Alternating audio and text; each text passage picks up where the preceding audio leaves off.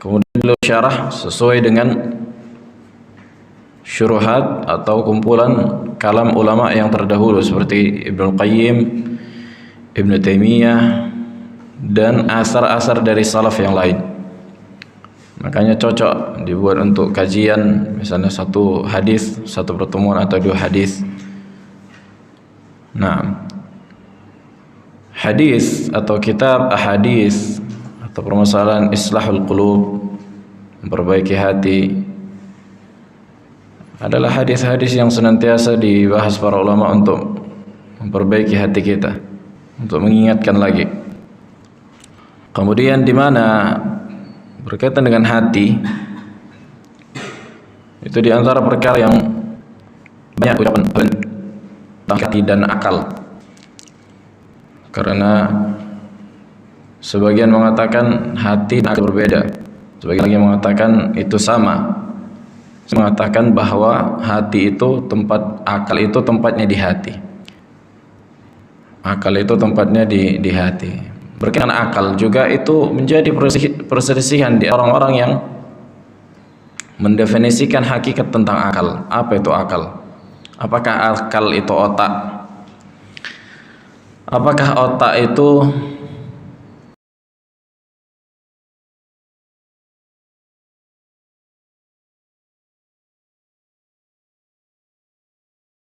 akal? Begitu juga apakah hewan memiliki akal? Apa hakikat akal? Ada banyak definisi para ulama. Bahwa intinya akal itu adalah sesuatu yang berada di dalam diri manusia, yang dengan itulah dia bisa menimbang yang baik dan yang buruk. Yang baik dan yang buruk,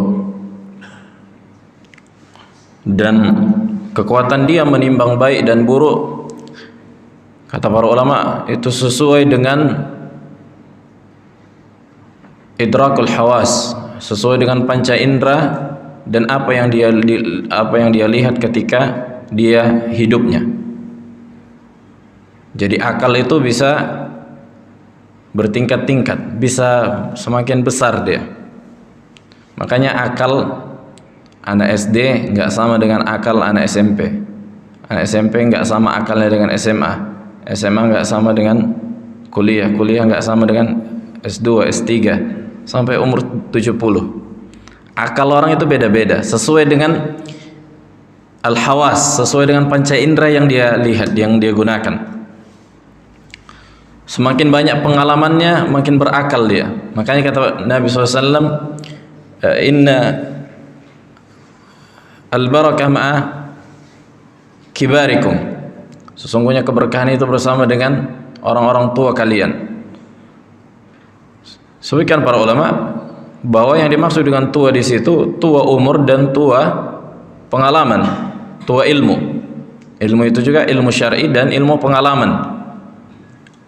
Nah, makanya kalau di Yaman dipanggil al-uqala, yang berakal itu biasanya syekh al-qabilah. Jadi setiap suku itu punya ada syekhnya dia, ada yang dituakan, orang yang dituakan. Walaupun dia mungkin nggak berilmu, tapi dia punya akal. Dia bisa menimbang mana yang baik dan buruk, mana yang maslahat dan mudarat. Disitulah akal tadi. Makanya disebutkan juga bahwa hewan juga punya akal. Hewan juga punya akal. Makanya hewan itu memakan sesuatu yang tidak memudaratkannya. Makanya hewan memakan sesuatu yang tidak memudaratkannya. Inilah makna akal bagi hewan. Akal bagi hewan itu dia bisa membedakan mana yang baik dan yang buruk untuk dirinya. Kemudian apa bedanya sama manusia? Manusia juga memiliki akal, akan tapi makanya Allah sebutkan di dalam Al-Quran ketika orang-orang kafir tidak berakal, bukan nggak berakal mereka gila, akan tapi mereka meninggalkan alat yang Allah ciptakan tadi pada diri mereka, akal tadi, dalam perkara yang bermanfaat dan yang mudarat bagi mereka untuk akhirat. Nah, inilah yang disebut nggak berakal. Makanya mereka tinggalkan urusan akhirat. Harusnya kan mana yang lebih bermanfaat dan mudarat bagi dia untuk akhirat, ini dia kerjakan dengan beriman kepada Allah, dengan mengerjakan ibadah yang wajib. Tapi ketika orang-orang kafir tadi nggak melakukan ini, makanya mereka lebih buruk dari hewan. Mereka punya alat tadi menimbang yang baik dan yang buruk, tapi mereka nggak gunakan. Nah, karena hewan hakikatnya nggak diberikan hukum taklif, nggak diberikan hukum taklif, nggak ada perkara yang wajib, yang mustahab bagi mereka.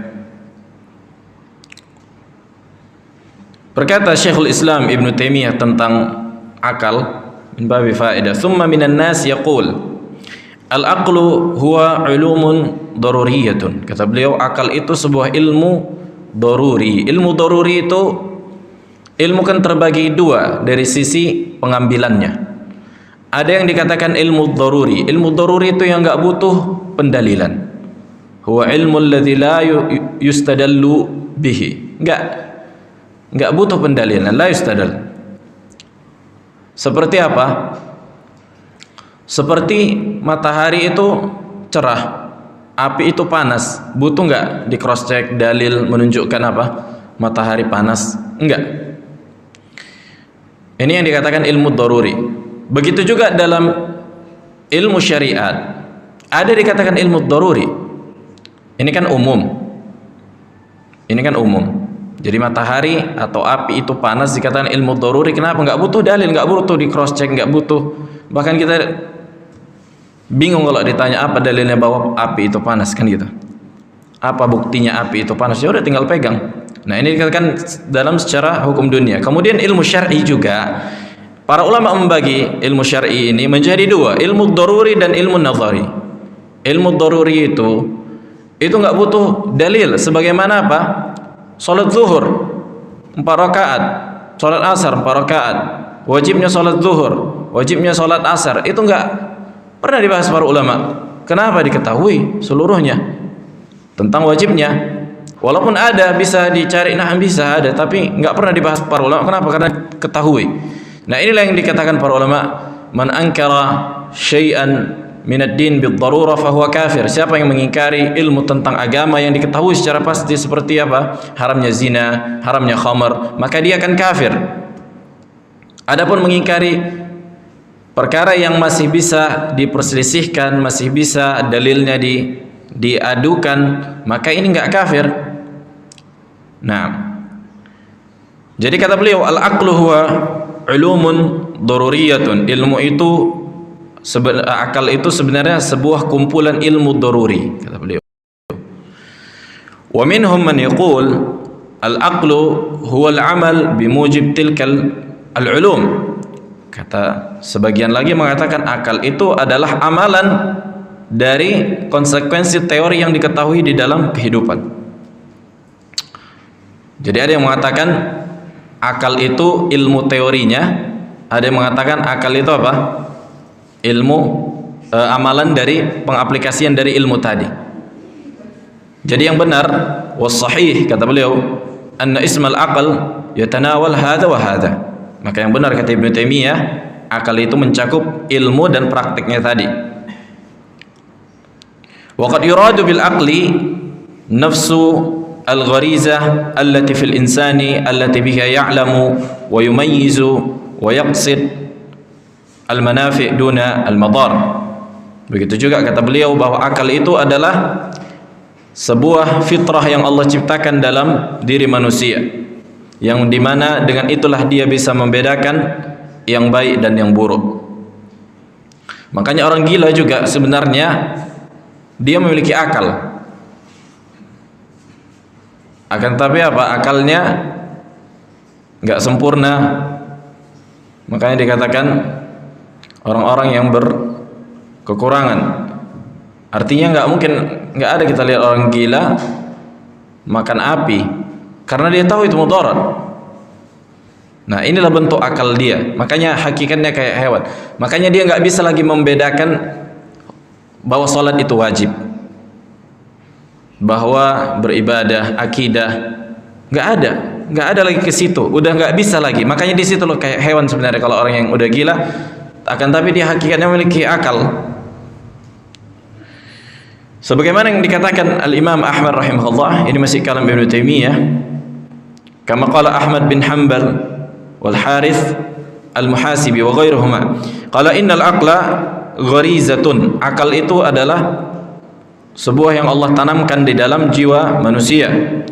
Wa hiya al-gharizatu thabitatun 'inda jumhuril uqala, sebuah sesuatu yang Allah tanamkan di dalam diri manusia yang ditetapkan orang-orang yang berakal. Kama anna fil 'ain quwwatun biha yubsir, tuh sebagaimana mata itu alat yang digunakan untuk melakukan apa? Penglihatan.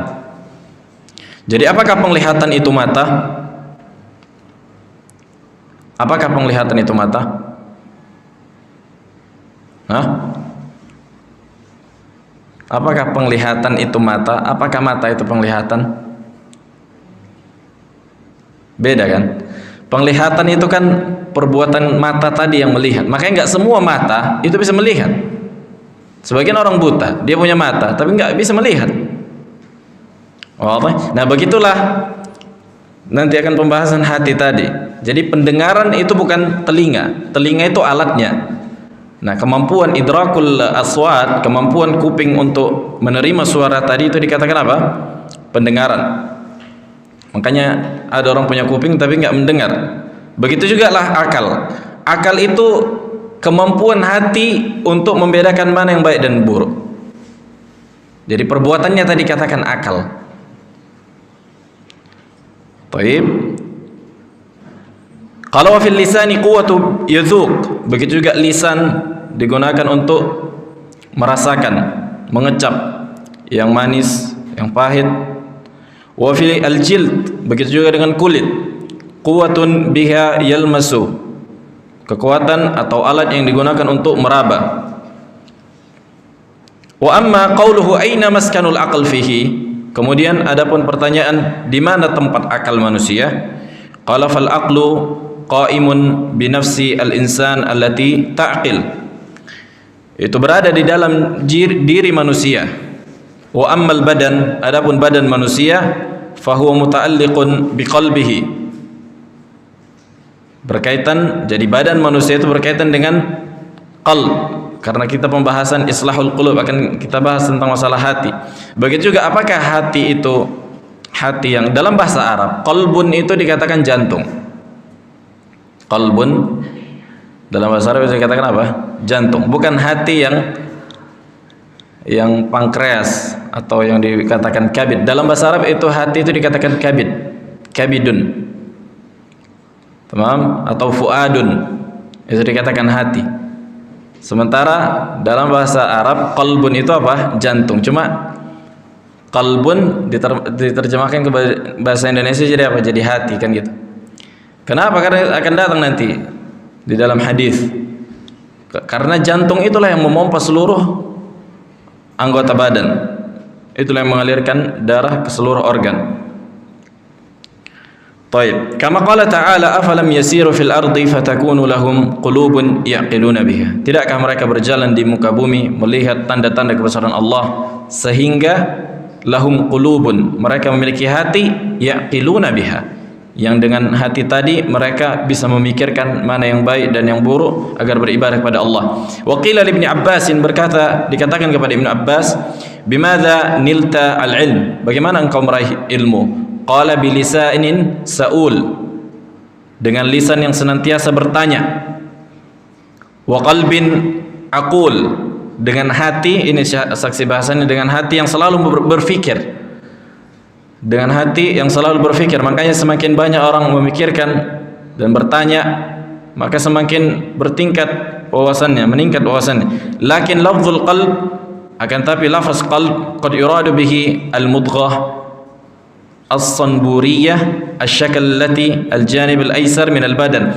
Walaupun kata beliau, hati itu kadang-kadang bisa juga dimaksudkan sebuah organ yang ada di sebelah badan, maksudnya di bagian kiri kita, allati jawfaha alaqatun sauda, yang dimana di tengahnya itu memiliki apa? Warna hitam.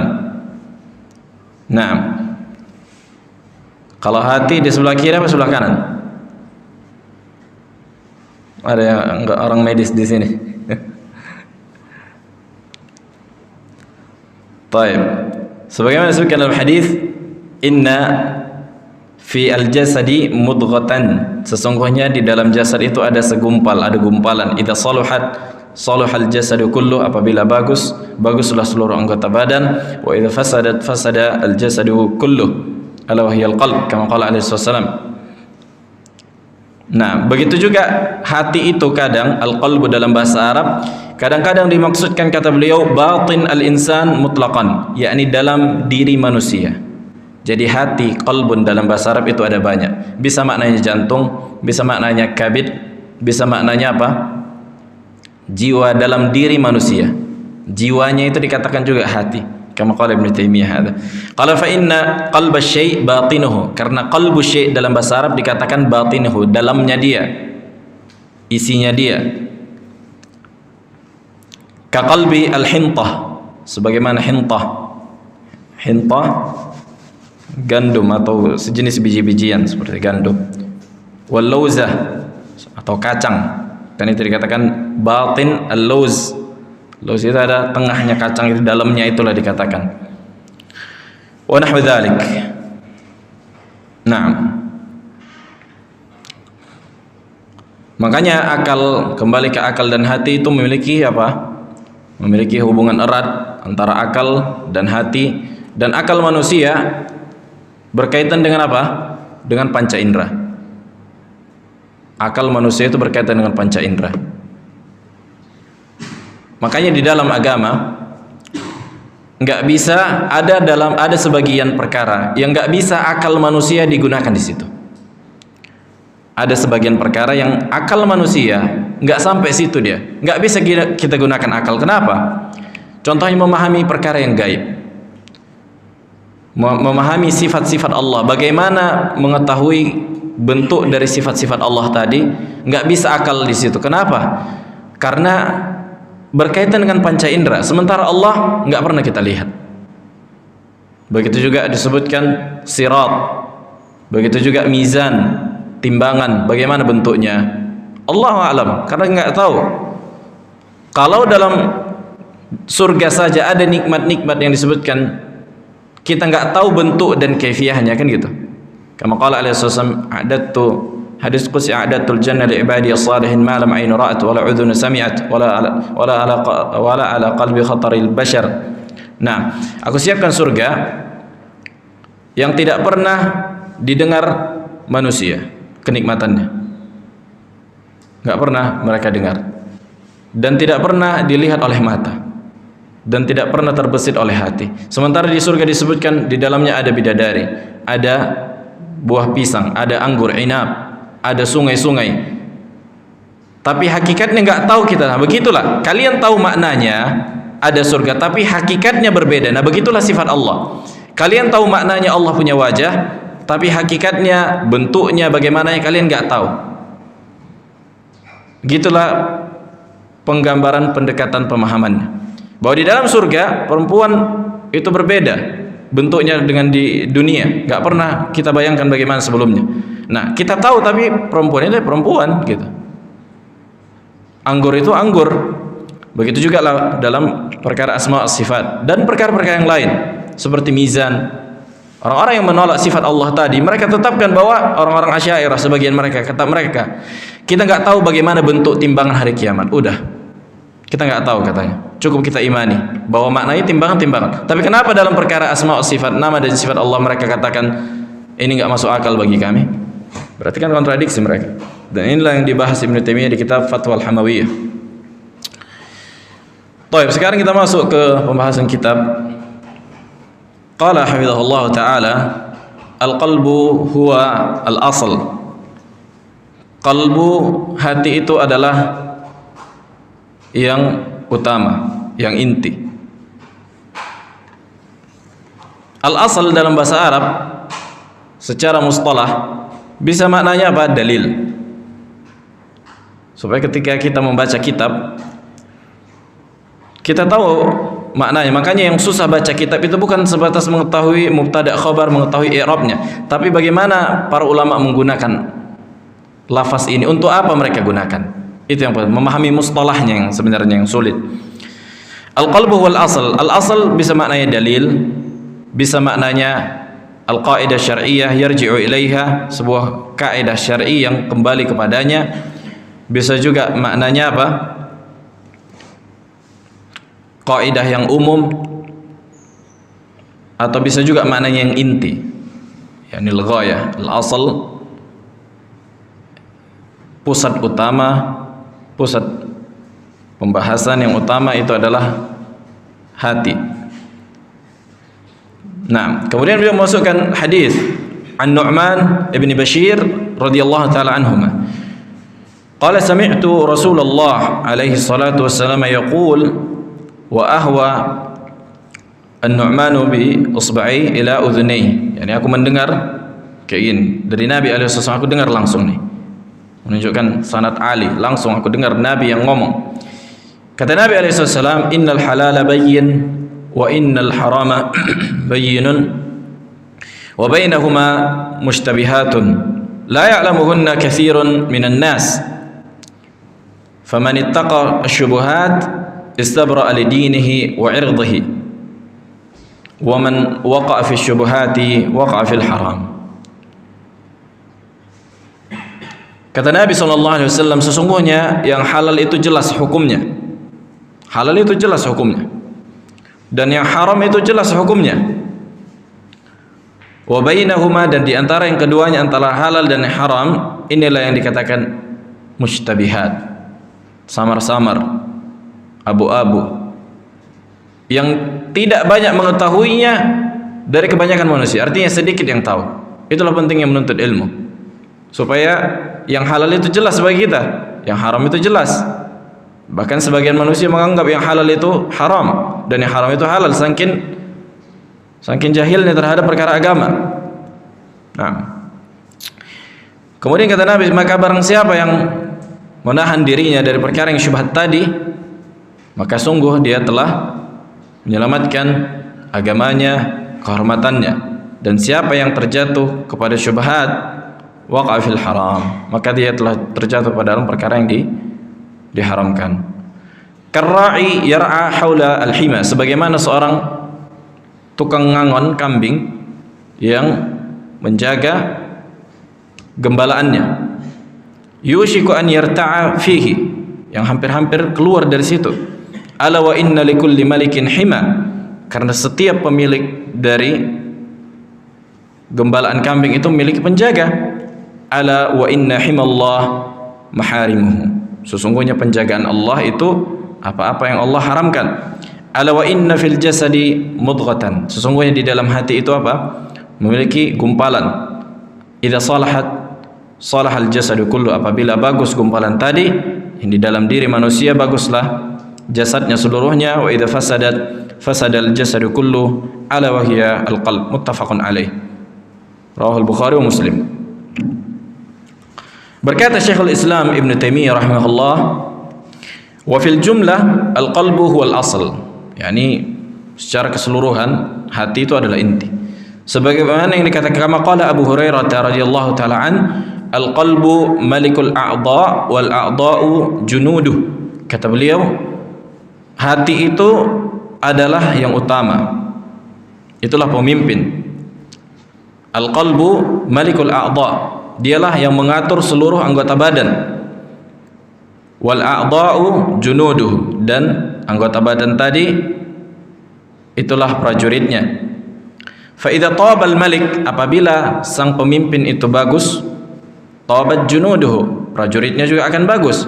Wa idza khabuthat junuduhu, apabila bagus, apabila buruk pemimpinnya, maka murid-muridnya pun buruk. Makanya kata para ulama, sebenarnya kebanyakan maksiat yang terjadi, yang dilakukan atau yang kita lakukan, itu enggak langsung seseorang itu pengen melakukan. Makanya dimulai dari khataratul qalb, bisikan-bisikan hati.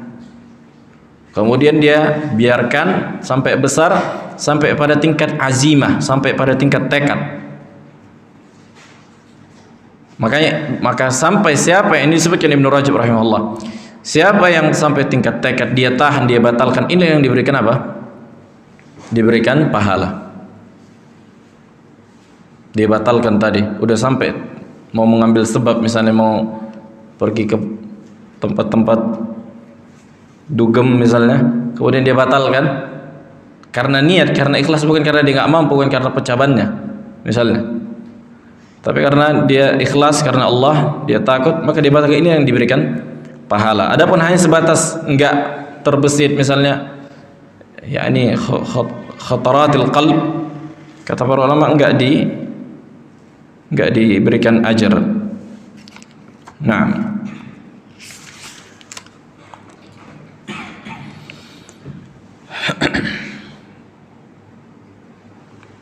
qala wal ma'muru naw'an, kata beliau, yang diperintahkan ini ada dua jenis. Ini ibadah, perintah. Sudah kita bahas juga di dars-dars sebelumnya. Qala naw'un huwa 'amalu dhahirun 'alal jawarih. Jenis yang tampak, amalan yang tampak dilakukan oleh anggota badan. Wa hadza la yakun illa bi 'ilmil qalbi wa iradati, dan amalan badan tadi yang tampak tadi nggak mungkin bisa dilakukan tanpa ada keinginan di dalam hati. Jadi amalan yang tampak nggak mungkin bisa dikerjakan kecuali dengan keinginan hati. Qala fal qalbu huwal aslu fihi. Nah, hati tadi itulah yang mendorongnya. Kal wudu'i wal ightisali, seperti wudu, memandi dan mandi, wa af'alis salati minal qiyami wa ruku'i wa sujud, dan amalan-amalan salat yang lain seperti berdiri, ruku', sujud, wa af'alil hajj, begitu juga dengan perbuatan haji misalnya, amalan haji minal wuquf wat tawaf, wa idza kanat aqwalan fal qalbu akhassu biha. Begitu juga apabila dia dalam bentuk ucapan, maka hati itu lebih khusus lagi. Karena betapa banyak sering kita amalan itu enggak hadir hati kita di situ. Misalnya zikir, bahkan salat, kita baca Al-Fatihah, enggak ada hati di situ, enggak ada khusyuk. Khusyuk itu tempatnya di hati, mahallu fil qalb, kan gitu. Makanya hanya sebatas melepaskan yang wajib, bahkan bisa jadi waliyadzubillah enggak diterima. Fala budda an ya'lamu al-qalbu wujuda ma yaquluhu. Maka hendaknya hati ini dia mengetahui apa yang diucapkan lisannya, au bima yaqulu wa yaqsiduhu, atau apa yang diucapkan dan yang diinginkannya.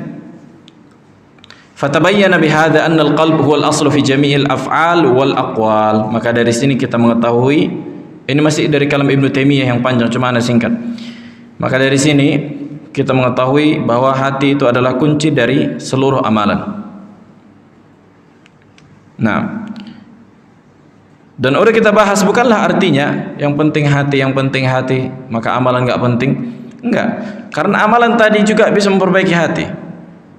Dengan orang sholat bisa diperbaiki hatinya. Disebutkan fama amara Allah bihi minal af'ali adh-dhahirah, dan apa yang Allah perintahkan dari perbuatan yang tampak, la budda fika min ma'rifatil qalbi wa qasdih, maka wajib ada hadirnya hati dan ilmu hati tentang amalan tadi. Wa kadzalika ma amara bihi minal aqwal, begitu juga terhadap apa yang Allah perintahkan dari ucapan, dari amalan yang sifatnya ucapan, la budda fiha min ma'rifatil qalbi wa qasdih, begitu juga harus ada hati di dalamnya. Maksudnya hati itu mengetahui apa yang diamalkan.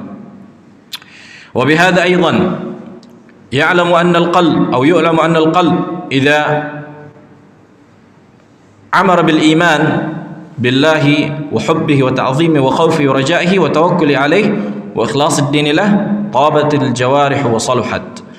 Maka dari sini kita ketahui, apabila hati itu sudah mengaplikasikan iman kepada Allah, kecintaannya, pengagungannya, rasa takut dan rasa harap, dan bertawakal kepada Allah dan ikhlas, maka akan baguslah apa?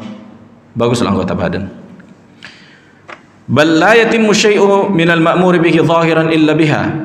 Bahkan enggak mungkin bisa teraplikasi yang tampak tadi kecuali dengan hati. Wa illa falau amila a'malan zahiratan biduni hadhihi kana munafiqan. Karena sekiranya ada seseorang beramal tanpa adanya keikhlasan, maka itu sama persis seperti orang yang munafik.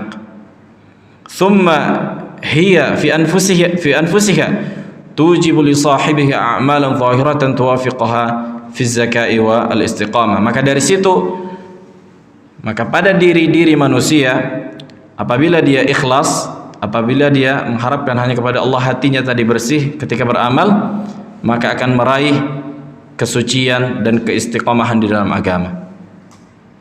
Maka kata beliau, fa ma'rifatu ahkamil qulub ahammu min ma'rifati ahkamil jawarih. Mengetahui hukum tentang hati seseorang dalam beramal, tentang hati ini lebih penting dibandingkan mengetahui hukum yang zahir tadi.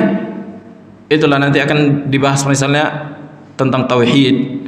Idh hiya asluha wa ahkamul jawarih mutafarri'atun 'alaiha.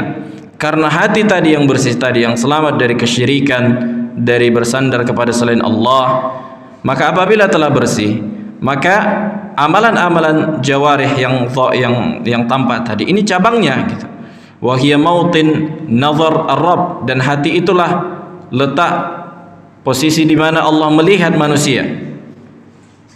Jadi Allah melihat manusia bukan karena fisik kita yang ganteng dan cantik, sebagaimana disebutkan di riwayat Muslim dari hadis Abu Hurairah radhiyallahu taala an qala Rasulullah alaihi wasallam, innallaha la yanzur ila ajsadikum wala ila suwarikum walakin yanzuru ila qulubikum, wa fi riwayah ila a'malikum. Sesungguhnya Allah enggak memandang jasad-jasad kalian dan tidak memandang kepada bentuk-bentuk kalian. Kalian putih, kalian hitam, warna yang lain enggak dipandang itu di sisi Allah. Akan tapi melihat hati-hati kalian dan amalan-amalan kalian, apakah sudah meraih ridha Allah. Wa asyara bi asabihi ila sadri, dan Rasulullah pun mengarahkan ke dalam, menunjuk ke dadanya. Artinya hati ini yang paling penting. Dan diriwayatkan oleh Imam Muslim wa Ahmad dari hadis Abu Hurairah, anna Nabi alaihi wasallam, Nabi sallallahu alaihi wasallam bersabda atau berkata, at-taqwa hahuna. Taqwa itu di sini. Wa asyara bi yadihi ila sadrihi 3 marrat. At-taqwa hahuna, taqwa itu di hati. Bukan berarti menunjukkan taqwa itu di hati berarti amalan enggak penting. Berarti kalau dia mengaku bertakwa, dia mengaku orang yang baik, tapi dia enggak beramal yang dengan yang tampak, berarti ini kontradiksi. Kan gitu. Misalnya ada orang, kenapa enggak sholat? Ya, yang penting di hati. Hati kita dulu diperbaiki, disolati atau dijilbabin kayak gitu. Maka ini kontradiksi dengan apa? Amalan perbuatan. Karena apabila bagus hatinya, dia akan beramal otomatis. Ketika dia enggak beramal yang tampak, berarti hatinya memang udah rusak juga. Nah,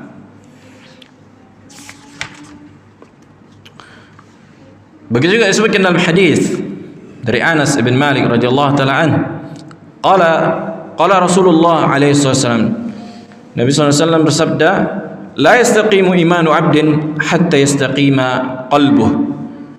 Maka enggak akan istiqamah iman seorang hamba, enggak akan tegak iman seorang hamba sampai hatinya juga itu tegak, sampai benar dulu hatinya. Sebagaimana diriwayatkan oleh Ahmad dan disahihkan Al-Albani rahimahullah. Qala Al-Hafidz Ibnu Hajar atau Ibnu Rajab rahimahullah, Al-Hafidz Ibnu Rajab itu juga mensyarah kitab Sahih Bukhari. Al-Hafidz juga, Al-Hafidz Ibnu Hajar juga mensyarah Sahih Bukhari, Fathul Bari. Dan lebih luas syarah Al-Hafidz Ibnu Hajar di Sahih Bukhari. Makanya Asy-Syaukani ketika diminta untuk mensyarah Sahih Bukhari, katanya la hijrah ba'dal fath. La hijrah ba'dal fath, artinya udah enggak perlu kita lagi syarah Sahih Bukhari, udah cukup apa yang disyarah Ibnu Hajar, yakni Fathul Bari namanya, Al-Fath. Nah, walaupun Ibnu Hajar rahimahullah tergelincir dalam sebagian perkara, dalam perkara akidah, dalam perkara asma' sifat, dalam perkara sifat fi'liyah, dan Ibnu Rajab akidahnya lebih selamat.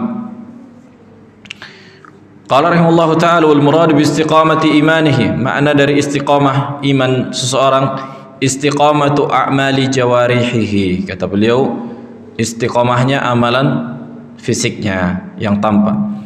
Qala fa inna a'malal jawarih, karena amalan yang tampak, amalan anggota badan yang kelihatan, la tastaqimu illa bi istiqamatil qalb, enggak akan pernah lurus kecuali dengan lurusnya hati.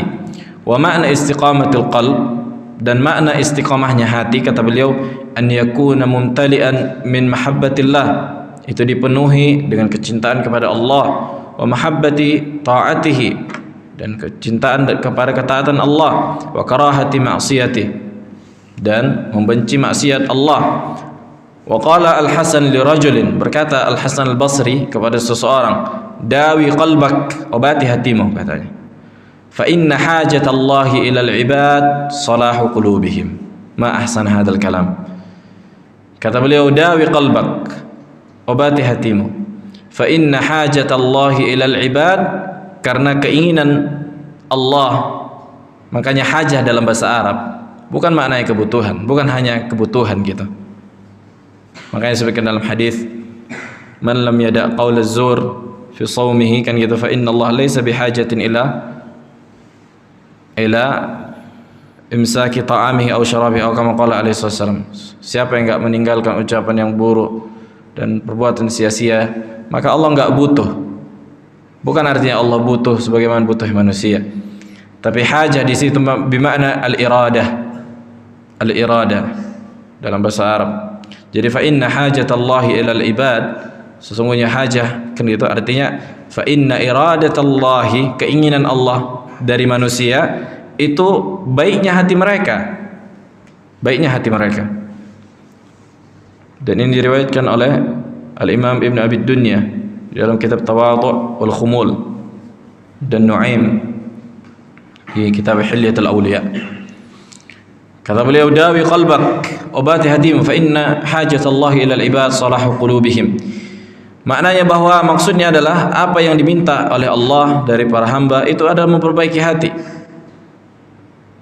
Nah, dan kata beliau, fala salaha lil qulubi, unzur li hadha, maka enggak akan pernah baik hati seseorang hatta tastaqirra fiha ma'rifatullahi wa 'izamatuhu wa mahabbatuhu wa khasyatuhu wa mahabatuhu wa raja'uhu wa tawakkul alayhi wa tamtali'u min dzalika, wa hadha huwa haqiqatut tauhid wa huwa ma'na la ilaha illallah. Kata beliau, enggak akan pernah baik hati seseorang sampai dia belajar ma'rifatullah, sampai dia belajar. Bagaimana mungkin dia bisa mengenal Allah kalau dia enggak belajar, kalau enggak dia datang ke majelis ilmu, kalau dia enggak membaca kitab, kalau dia enggak mendengar kajian?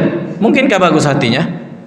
Datang begitu tiba-tiba bagus, keluar dari tempat bagus hatinya tanpa ilmu? Mustahil. Yang pertama kan ma'rifatullah, mengenal Allah, mengetahui keagungan Allah, mencintai Allah, rasa takut kepada Allah, berharap kepada Allah, bertawakal kepada Allah.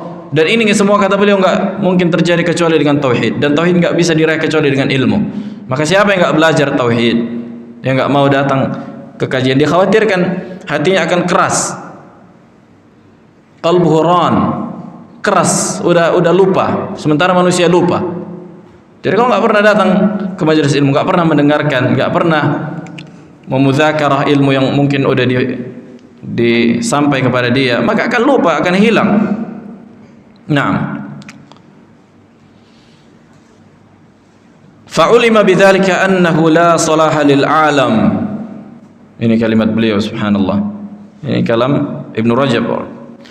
Fa'ulima bidzalika annahu la salaha lil alam. Enggak akan ada yang bisa memperbaiki alam semesta. Al-ulwi wa sufli, yang dari atas sampai yang bawah, artinya dari langit ketujuh sampai ke bawah. Ma'an hatta takuna harakatu qulubi ahliha kulluha lillah, sampai seluruh pergerakan hati hamba-hamba orang-orang yang penghuninya yang tinggal ini, sampai mereka harapkan hanya kepada Allah, untuk Allah.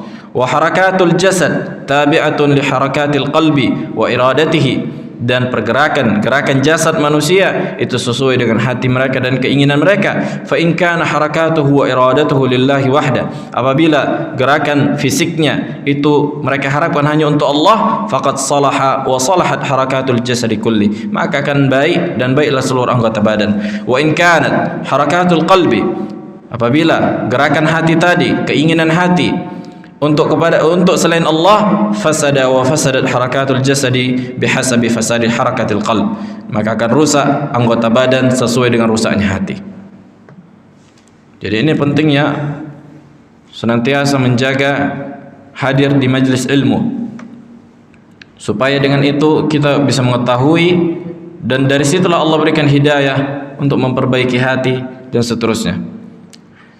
Disebutkan riwayat sunan dari Nabi alaihissalam, riwayat Abu Dawud, Sahih Al-Albani, qala man a'ta lillahi wa mana'a lillahi wa ahabba lillahi wa abghadha lillah faqad istakmala al-iman.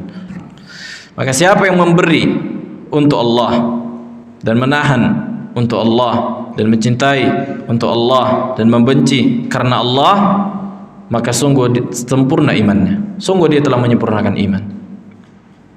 Mencintai dan membenci karena Allah, memberi kita mengasihi orang karena Allah, dan membenci orang karena Allah, dan menahan sesuatu enggak kita kasih orang karena Allah, maka faqad istakmala al-iman. Maka inilah hakikat puncak dari keimanan. Wa ma'na anna hadha harakat al-qalb wal jawarih idza kanat kulluha lillah faqad kamula imanul 'abd bidzalika zahiran batinan. Maknanya apabila gerakan-gerakan hati tadi sesuai dengan anggota badan, maka inilah kesempurnaan iman, dan ini sesuai dengan amalan yang zahir dan yang batin. Naam. Ila akhir maqal.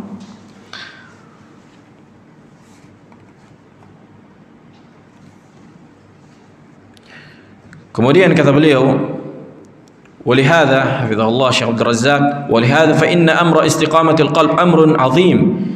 Karena perkara memperbaiki, meluruskan hati ini adalah perkara yang luar biasa agung. Fa inna katsiran minan nasi rubbama yu'na bi istiqamati adh-dhahir wa yaghfal an iqamati batinihi. Karena kebanyakan manusia bisa jadi dia sangat peduli dengan penampilan yang tampak, yang zahir, tapi dia lupa terhadap lurusnya hatinya. Ala ta'ah, dari ketaatan kepada Allah, wa husnul iqbali ala Allah, dan mempersiapkan diri, artinya mengarah kepada Allah. Wal bu'du bil qalbi an adwa'il qulub wa amradhiha, dan begitu juga menjauhkan hatinya dari apa-apa yang menjadi penyakit bagi hati. Nah, yang bisa menjauhkannya dari istiqamah. Wal qulubu tasallalu ilaiha adwa'un wa asqamun wa amradun tud'ifu ma fiha min imanin. Sesungguhnya hati itu bisa lebur dengan penyakit-penyakit yang dengan ini dia lemah, yang bisa menghilangkan iman, melemahkan iman, bahkan menghilangkannya. Makanya seperti kata para ulama, annal ma'asi baridatun lil kufur. Sesungguhnya perbuatan dosa, maksiat itu bisa mengantarkan kepada kekufuran, bahkan keluar murtad. Saking enggak pernahnya orang sholat, udah sampai bebas, sampai mengaku kafir sekalian. Saking lamanya itu terus bekarat hatinya. Wa lihadza fa innal istiqamah ala taatillah subhanahu wa ta'ala, oleh karena itu maka lurusnya hati seseorang di atas ketaatan kepada Allah. An yahrisal mar'u ala mudawatil qalbi wan nufus, dia dengan semangat memperbaiki hatinya dan jiwanya. Wal mujahadah fil bu'di biha 'anil amrad, dan berusaha untuk menjauhi segala sesuatu yang bisa membuat penyakit hati. Allati tusibuha wa tusqimuha wa tumriduha, yang dimana penyakit hati ini bisa menimpanya, membuatnya sakit dan membuatnya binasa. Fakama annal abdan tamrad, sebagaimana fisik manusia itu bisa sakit, fa innal quluba tamrad, begitu juga dengan hati itu bisa sakit. Bal maraduha ashaddu min maradil badan wa akhtar, kata beliau. Bahkan penyakit sakitnya hati kita bukan sakit hati karena dizalimi orang, tapi sakit hati karena nanti akan disebutkan di antaranya syubhat dan syahwat. Di antara penyakit hati ada syubhat dan syahwat, akan dibahas. Maka ini lebih parah dibandingkan sakit badan. Nah, karena kalau dia sakit fisiknya, dia masih bisa berzikir kepada Allah, bisa ada banyak yang dilakukan, amalan-amalan yang bisa dilakukan. Tapi kalau udah sakit hatinya, sehat pun badannya, nggak mau dia sholat, nggak mau dia mengerjakan apa yang Allah perintahkan, kan gitu.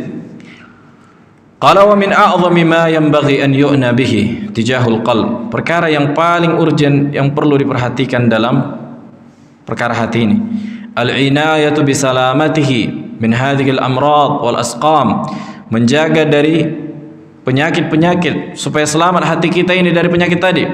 Fa hadzal ladzi yanfa'ul 'abda an-naf'al 'azim. Inilah yang bermanfaat bagi hamba dengan manfaat yang luar biasa. Yauma yalqallaha wa yaqifu baina yadayhi subhanahu, ketika dia bertemu dengan Allah di hadapan Allah, sebagaimana Allah katakan, yauma la yanfa'u malun wala banun illa man atallaha biqalbin salim. Hari di mana tidak bermanfaat harta dan anak-anak kecuali orang-orang yang datang kepada Allah dengan hati yang selamat.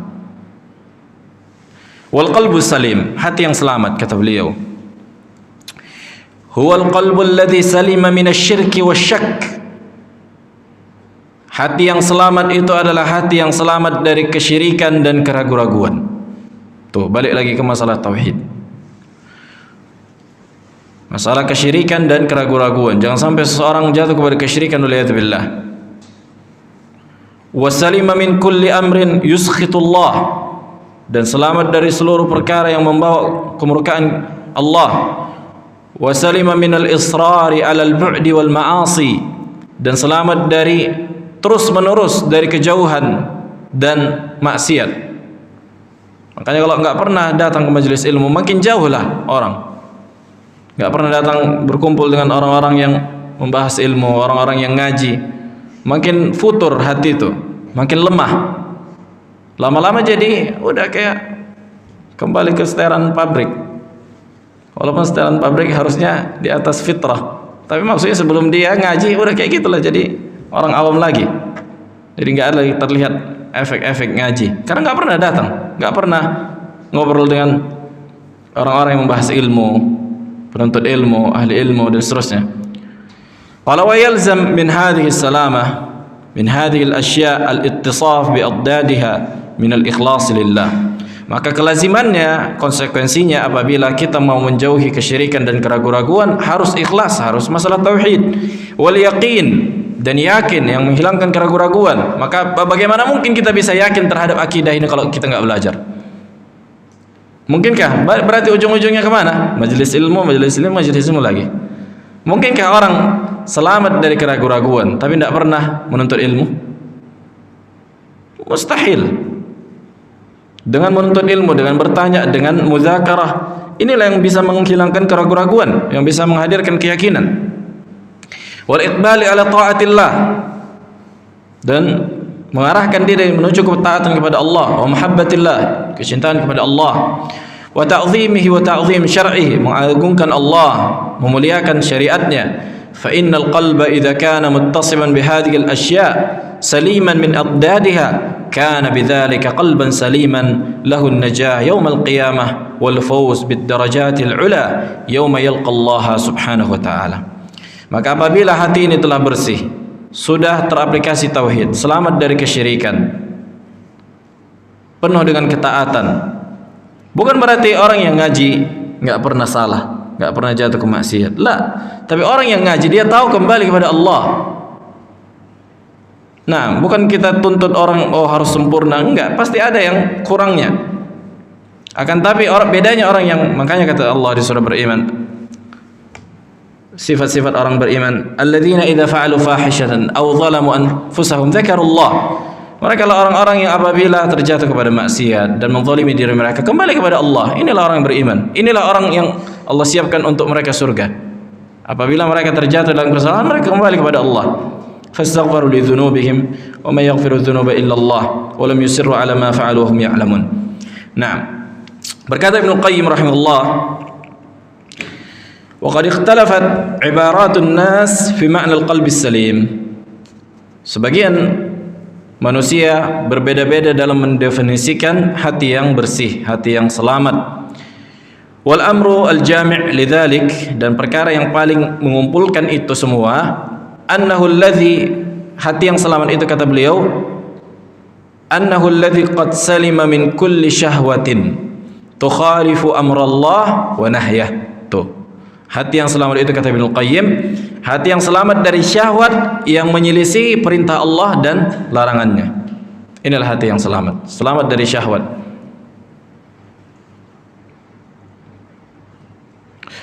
Wa min kulli syubhatin, dan dari seluruh syubhat, tu'arid khabarahu, yang bisa menyelisihi syariat dan kabar yang Allah sampaikan melalui lisan nabinya. Fasalima min ubudiyyati ma siwah, maka dia akan selamat dari peribadatan kepada selain Allah. Wa salima min tahkim ghairi rasulih, selamat dari hukum selain Rasulullah. Makanya kebid'ahan hakikatnya itu menggunakan hukum selain hukum Rasulullah.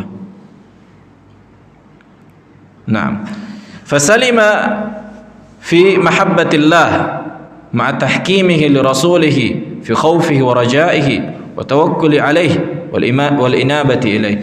Maka selamat pada kecintaannya kepada Allah dan syariatnya dan rasulnya, dan rasa takutnya, rasa harapnya, rasa tawakalnya ila akhirih. Nah, fal qalbu salim, dan hati yang selamat, huwa alladhi salima min an yakuna li ghairillahi fihi syirkun biwajhin ma. Hati yang selamat itu adalah hati yang bersih dari kesyirikan bagaimanapun bentuknya. Bal qad khallasat ubudiyatahu lillahi ta'ala iradatan wa mahabbatan wa tawakkulan wa inabatan wa ikhbatan wa khasyatan wa rajaan.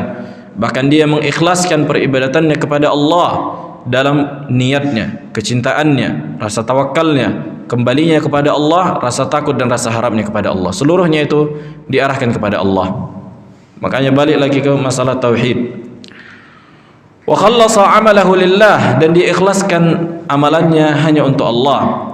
Fa in ahabba fillah, kalau dia mau mencintai, dia akan mencintai karena Allah. Wa in abghadha fillah, maka dia kalau membenci akan membenci karena Allah. Wa in a'ta lillah, kalau dia mau mengasih, memberi untuk Allah. Wa in mana'a lillah, kalau dia mau menahan, enggak mau mengasih, dia juga enggak mau mengasih karena Allah. Wala yakfihi hadza hatta yaslam minal inqiyadi wat tahkim, enggak menghadirkan perasaan tadi dari beribadah kepada selain Allah subhanahu wa ta'ala. Fayaqid qalbuhu ma'ahu, dan akan terikatlah, tersimpullah hatinya dengan ikatan dan simpul yang kencang, yang kuat, alal i'timami, dengan menjadikan Rasulullah sebagai qudwahnya, wal iqtida'i bihi wahdah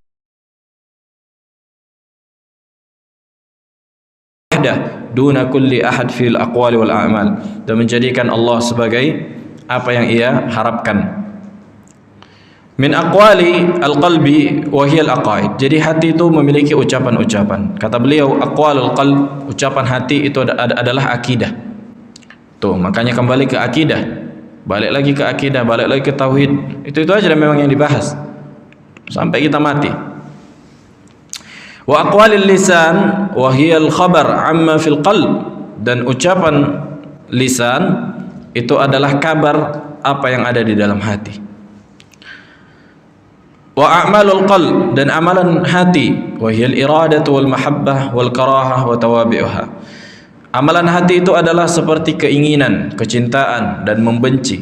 Itu kan letaknya di hati, membenci seseorang. Adapun amalan itu konsekuensi dari apa yang ada di dalam hati. Makanya kata Nabi SAW, la taghdab, jangan kamu marah. Apakah artinya jangan kamu marah begitu saja? Bukan itu maknanya, karena marah itu perkara yang nggak bisa apa? Yang nggak bisa ditahan manusia.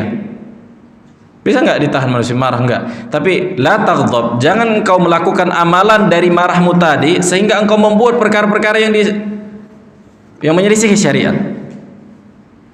Wah, la taghdab bukan berarti jangan kamu marah. Kita marah di dalam hati kan terasa itu. Tapi jangan sampai mengeluarkan ucapan yang dimurkai.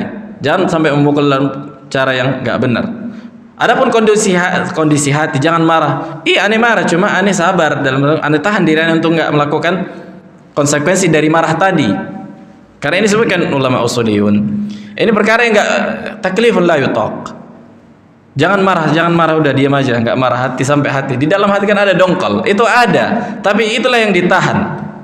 Itu nggak bisa ditahan, maksudnya kedongkolan hati kita sama orang, itu nggak bisa ditahan. Misalnya kalau dia menzalimi kita, itu pasti ada. Cuma kita tahan diri kita untuk nggak membalas, untuk nggak mengucapkan ucapan yang dilarang. Itulah yang dimaksud oleh hadis la taghdab. Bukan jangan kamu marah, jangan marah sama sekali. Udah ini memang tabiat hati manusia, nggak bisa dilawan. Nah, ini min babi faedah. Qala ba'du salaf, berkata sebagian salaf, kata beliau, ma min fi'latin wa in sagharat, tidaklah di antara setiap perbuatan walaupun kecil, illa yunsharu laha diwanan, kecuali diutus kepadanya dua perkara, dua surat, dua edaran. Yang pertama 5, yang kedua wa kaif, ini kenapa dan bagaimana. Ay lima fa'alta, kenapa engkau kerjakan amalan ini, wa kaifa fa'alta, dan bagaimana engkau kerjakan. Fal awwalu, kata beliau, su'alu an illatil fi'li wa ba'ithihi wa da'ih. Yang pertama tentang apa yang mendorong hati. Kan itu, dalam misalnya salat, orang salat, untuk siapa dia salat dan bagaimana dia salat. Ini contoh aja seluruh amalan. Makanya hal huwa hadzun ajilun min hududzi al-amil, apakah dia salat tadi contohnya dia kerjakan untuk perkara dunia misalnya, atau apapun amalan yang lain. Fi mahabbati al-madhi minan nas, karena takut celaan manusia atau ingin meraih pujian manusia. Apakah ini yang dia inginkan karena perbuatan ini? Kata beliau. Wasu'alu tsani, kaif? Annahu kana 'alaika an taf'alu hadzal fi'l li maulak. Yani karena yang wajib bagi su'alu an mutaba'ati Rasul alaihi salatu wassalam fi dzalika ta'abbud. Yani bertanya tentang bagaimana engkau kerjakan amalan tadi. Yang pertama, untuk siapa engkau kerjakan. Yang kedua, bagaimana engkau kerjakan. Apakah engkau telah ikhlas kepada Allah? Apakah engkau telah mengikuti petunjuk Rasul? Karena syarat amalan diterima kan ada dua kan, al-ikhlas wal mutaba'ah. Nah itulah tadi soal 5, kenapa, untuk siapa engkau amalkan, dan bagaimana engkau kerjakan. Ay hal kana dzalikal amal mimma syara'tuhu laka ala lisani rasuli. Ini kata Allah kan itu, apakah engkau kerjakan amalan ini dalam perkara yang aku syariatkan sesuai dengan apa yang disampaikan Rasulku, am kana amalan lam ashra'hu wa lam ardah, atau amalan yang tidak pernah aku syariatkan dan tidak pernah aku ridhai. Dan seluruh amalan yang tidak disyariatkan oleh Allah maka adalah amalan yang dimurkai, makanya itulah dikatakan bid'ah. Fal awwalu su'alu anil ikhlas, kata beliau, watsani anil mutaba'ah. Makanya pentingnya kembali mengatur kondisi hati untuk senantiasa ikhlas dan mempelajari amalan yang akan kita kerjakan supaya sesuai dengan sunnah, supaya diterima oleh Allah subhanahu wa ta'ala. Ini disebutkan Ibnu Qayyim di kitab Ighatsatul Lahfan. Kam sa'ah? 25 sampai jam berapa? 30. Sedikit lagi. Baik. Qala wal qalbus salim alamatun tadullu alaihi wa ala salamatihi wa naqaihi wa zakaihi. Kata beliau, hati yang bersih itu memiliki tanda. Memiliki tanda, kata beliau. Wa min hadhil alamat, dan di antara tanda bersihnya hati, kata beliau, an yakuna qalban mutarahhilan 'anid dunya wa mutajafiyan 'anha ghaira mughtarrin biha. Tuh, kata beliau, di antara bagusnya hati, alamat tanda bagusnya hati seseorang itu, kata beliau, itu meninggalkan dunia dan menjauhkan dari dunia dan tidak tertipu dengan dunia. Mutarahhilan anid dunya, kata beliau, itu meninggalkan dunia. Bukan meninggalkan dunia enggak kerja nganggur di rumah, enggak. Tapi masalah hati kan gitu, masalah prioritas. Kalau ada orang masih kerja, nggak sholat, berarti apa prioritasnya? Udah dunia, bukan lagi akhirat yang dicarinya. Kan itu. Kalau ada orang nggak ada waktunya sama sekali untuk menuntut ilmu, berarti bukan lagi akhirat yang dicarinya, berarti udah dunia, udah nggak ada waktu sama sekali. Kapanpun nggak bisa, misalnya, atau sampai meninggalkan perkara yang diwajibkan, berarti kan udah lain tujuannya. Bukan berarti artinya meninggalkan dunia berarti nggak kerja, enggak. Tapi masalah hati kan itu, apa yang menjadi prioritas utama. Nah, qala aliman bi haqiqati haliha, mengetahui hakikat keadaan dunia, wa annaha darul fana wa zawal, bahwa dunia ini akan binasa, akan sirna, wa annaha murtahilatun wa laysat baqiyah, bahwa dunia ini akan hilang, meninggalkan kita. Kita meninggalkan dunia sebelum dunia kiamat. Kama qala Ali radhiyallahu ta'ala anhu, sebagaimana disebutkan Ali, irtahalatid dunya mudbiratan, sungguh dunia ini pergi meninggalkan kita dalam keadaan membalik. Wartahalatil akhiratu muqbilatan, akhirat akan datang kepada kita.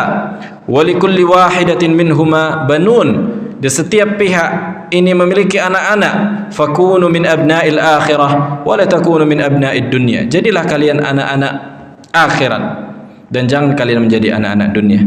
Fa innal yawma amal wala hisab wa ghadan hisabun wala amal, sungguhnya hari ini amal, beramallah, menuntut ilmu lah, belajarlah, beribadahlah, seterusnya. Wala hisab, enggak akan dihisab sekarang, karena besok nanti pada hari kiamat akan ada hisab, udah enggak ada lagi waktu untuk beramal. Sekarang nih. Jadi yang pertama apa? Hatinya tidak terkait, tidak bergantung, dan tidak lengket dengan dunia. Apa tandanya? Dengan itu, dengan amalan-amalan dunianya dia enggak sangkut, istilahnya urusan akhirat. Itulah tanda orang yang meninggalkan dunia. Bukan berarti enggak beramal, meninggalkan, menganggur di rumah. Kalau bisa kayak gitu ya enggak masalah. Nah, wa min alamatil qalbi salim, dan di antara alamat atau tanda hati yang selamat, kata beliau, antakuna himmatuhu wahidatan wa hiya nail ridallah wal bu'di an masakhitihi jalla fi'ulah. Jadi obsesinya dan tujuannya itu adalah meraih keridhaan Allah dan menjauhi seluruh murka Allah. Inilah tujuan dia.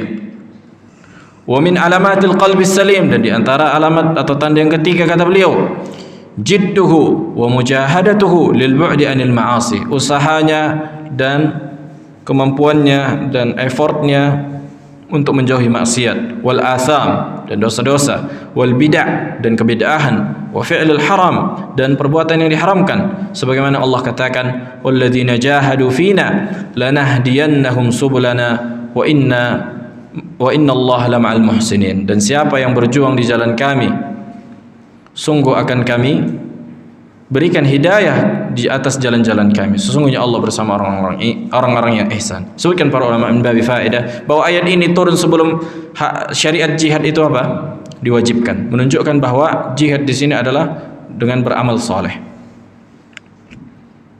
Walladzina jahadu fina, kan itu. Bukan hanya jihad dengan pedang, karena ayat ini diturunkan sebelum ayat jihad itu diwajibkan. Nah, walaupun ayat jihad masuk ke dalamnya, bukan cuma itu.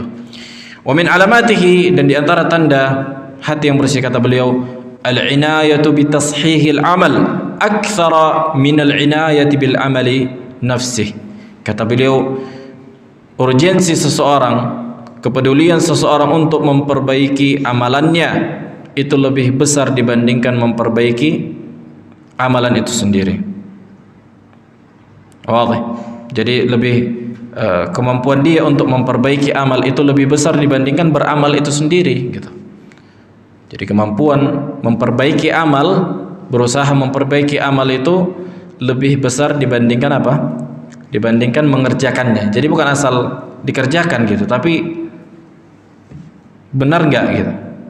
Yang pertama, kata beliau, ikhlasan lillahi wa sidqan ma'allah wa nushan fi ibadatillah واستشعارا لمنة الله عليه واتهاما للنفس بالتقصير في جنب الله ومجاهدة لها في طاعة الله. Kata beliau, ikhlas untuk Allah dan jujur kepada Allah dan benar-benar ikhlas dalam beribadah artinya jujur dalam para hamba Allah dan beribadah kepada Allah, dan merasakan bahwa apa yang dia bisa lakukan dari beribadah itu pemberian Allah, dan meragukan dirinya, dan dia meragukan dirinya dan menganggap dirinya sebagai seorang yang kurang dalam menunaikan hak Allah dan berusaha di atas ketaatan kepada Allah. Wa hakadha yanbaghi an yakuna al-mu'min mu'taniyan biqalbihi 'amilan 'ala salahihi mujtahidan fi tazkiyatihi wa tanqiyatihi. Kata beliau, inilah yang wajib bagi seorang mukmin, yakni memperhatikan hatinya, senantiasa beramal untuk memperbaiki hatinya dan mensucikannya. Wa min ad-du'a al-ma'thur, kata beliau, di antara doa yang diajarkan oleh Nabi alaihi salatu wassalam, diriwayatkan oleh Imam Muslim, yang senantiasa Nabi SAW berdoa, Allahumma ati nafsi taqwaha wa zakkiha anta khaira man zakkaha anta waliyuha wa maulaha. Ya Allah, berikanlah aku jiwa yang bertakwa, dan sucikanlah engkau sebaik-baik sang pensuci, engkaulah walinya dan maulanya.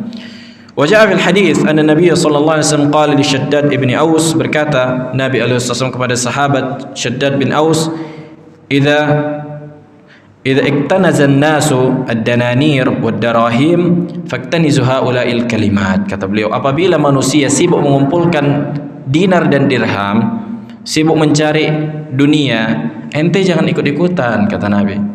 Akan tapi kumpulkanlah ini, kata Nabi. Apa itu? Allahumma inni as'aluka tsabat fil amr. Jadi doa, ya Allah, aku meminta kepadamu keteguhan di dalam perkara, wal azimata 'ala rusyd, dan tekad di atas petunjuk, wa as'aluka bimujibati rahmatik wa azaim maghfiratik, dan aku meminta kepadamu ya Allah apa-apa yang bisa mendatangkan rahmatmu dan apa-apa yang bisa menghadirkan ampunanmu, wa as'aluka syukra ni'matik wa husna ibadatik, dan aku meminta kepadamu ya Allah supaya aku bisa bersyukur atas nikmatmu dan agar bisa beribadah kepadamu dengan ibadah yang sempurna, wa as'aluka qalban saliman, dan aku minta kepadamu ya Allah agar diberikan hati yang selamat, wa lisanan sadiqan, dan lisan yang jujur, wa as'aluka min khairi ma ta'lam, dan aku meminta seluruh kebaikan yang engkau ketahui, wa a'udzubika min syarri ma ta'lam, dan aku berlindung kepadamu ya Allah dari keburukan yang engkau ketahui, wa astaghfiruka lima la ta'lam, dan aku memohon ampunan kepadamu ya Allah atas dosa yang engkau ketahui, innaka anta 'allamul ghuyub. Ma ajmal hadzal du'a, betapa indah doa ini. Nah, في أسئلة في سؤال